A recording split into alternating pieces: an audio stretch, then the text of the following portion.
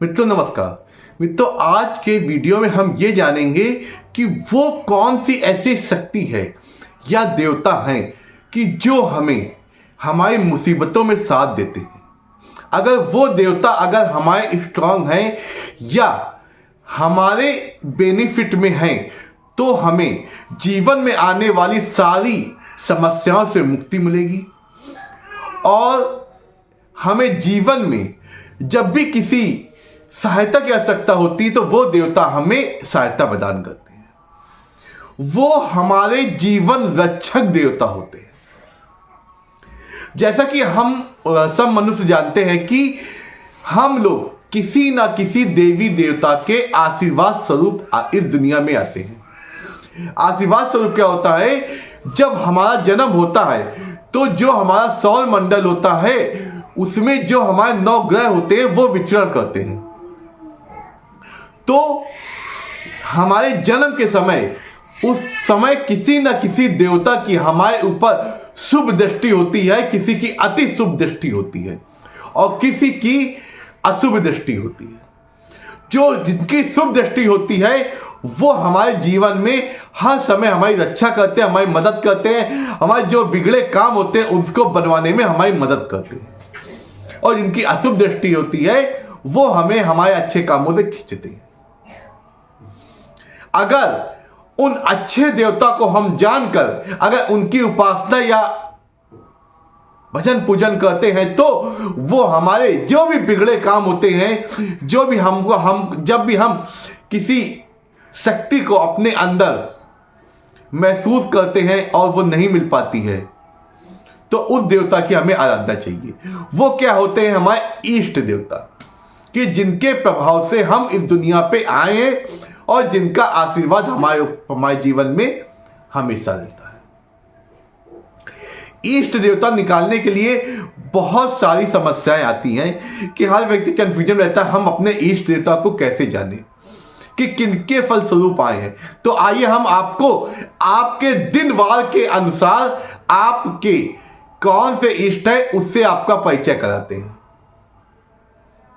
जैसे कि हम जानते हैं हमारे जो सौर मंडल होता है उसमें 9 ग्रह होते हैं।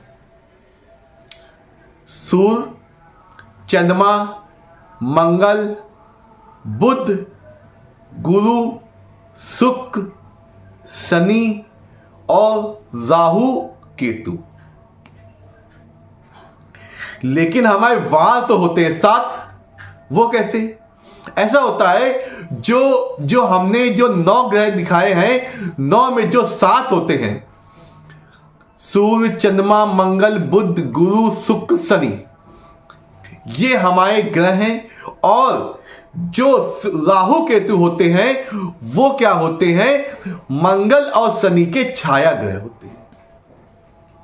तो इसीलिए जो दिन वार होते हैं इन्हीं के नामों के ये जो ग्रह होते हैं इन्हीं के दिन होते हैं। जैसे सूर्य ग्रह का रविवार, चंद्रमा का सोमवार, मंगल ग्रह का मंगलवार, बुध ग्रह का बुधवार, गुरुवार का बृहस्पति ग्रह और शुक्र ग्रह का शुक्रवार और शनि ग्रह का शनिवार। इसी के अकॉर्डिंग हमारे नियम है। अब जानते हैं किस वार के लिए कौन अधिष्ठाता देवता। सूर्य ग्रह का प्रतिनिधित्व करता है रविवार, उसके लिए हमें सूर्य देवता की उपासना करनी चाहिए। अगर आपका जन्म रविवार को हुआ है तो आपको अपने जीवन में रक्षा के लिए, अपने जीवन में सारे काम बने, आप जीवन में एनर्जी प्राप्त करें तो उसके लिए आपको सूर्यदेव और श्री रामचंद्र जी की उपासना करनी चाहिए, क्योंकि श्री रामचंद्र जी पे सूर्यदेव की पूर्ण कृपा होती है। इसलिए जिन जातकों का जन्म रविवार को हुआ है वो सूर्य देवता की या श्री राम देवता की पूजा और उपासना करें, उनके जीवन में सब मंगल होगा, क्योंकि वो उनके इष्ट देव होते हैं। और जिनका जन्म सोमवार को हुआ है वो लोग चंद्रमा देवता की या शिव जी और पार्वती माता की पूजा उपासना करें, उनके सारे कष्ट दूर होंगे। शिव जी की उपासना इसलिए की जाती है क्योंकि चंद्रमा को जो महाराज दक्ष ने जो आपको श्राप दिया था, उस श्राप से मुक्ति शिव जी ने दिलाई थी। इसीलिए शिव जी के मस्तक पर चंद्रमा विराजमान रहता है। इसलिए शिव जी की उपासना करने से आपके, अगर सोमवार है आपका जन्म है, तो आपके इष्ट देव शिव जी भी हो सकते। अब बात करते हैं मंगल की। मंगलवार को अगर आपका जन्म है तो आपको हनुमान जी के, जो शिव जी के रुद्र अवतार है, हनुमान जी की उपासना करनी चाहिए। आपके इष्ट देव हनुमान जी होंगे। और अगर आपका बुधवार को जन्म हुआ है तो आप बुध ग्रह के बीज मंत्र का जाप या श्री गणेश भगवान की उपासना करेंगे तो आपके जीवन में सब मंगलमय होगा, क्योंकि आपके इष्ट देव गणेश जी और बुध देवता है। अगर आपका जन्म बृहस्पतिवार या गुरुवार को हुआ है तो आपके इष्ट देव गुरु बृहस्पति देव या विष्णु देव होते हैं। आप विष्णु देवता की उपासना करेंगे तो आपके जीवन में सब मंगल होगा। आपको विष्णु और लक्ष्मी माता की जो संयुक्त रूप से पूजा करेंगे तो आपके जीवन में सारे बिगड़े काम आपके बनने लगेंगे और आपके अंदर एक अलग सी अनुभूति होगी। अब जिन जातकों का जन्म शनिवार को हुआ है, उन्हें शनि देव की पूजा या मंगल हनुमान जी की पूजा या आप शिव जी की पूजा कर सकते हैं। आपको पूर्ण फल प्राप्त होगा, आपके बिगड़े काम बनेंगे, जीवन में आपको जो भी कठिनाई हो रही है, जो चीज आप नहीं पा पाए वो मिलेंगी।